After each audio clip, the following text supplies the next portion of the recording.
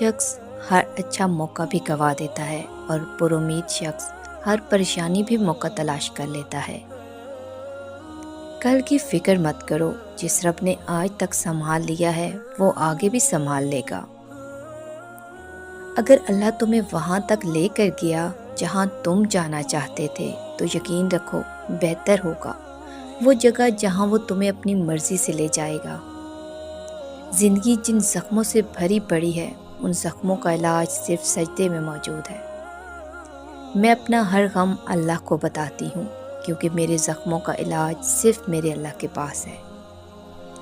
قرآن مجید کی خوبصورتی یہ ہے کہ آپ اس کے پیغام کو بدل نہیں سکتے، ہاں مگر وہ آپ کو بدل سکتا ہے۔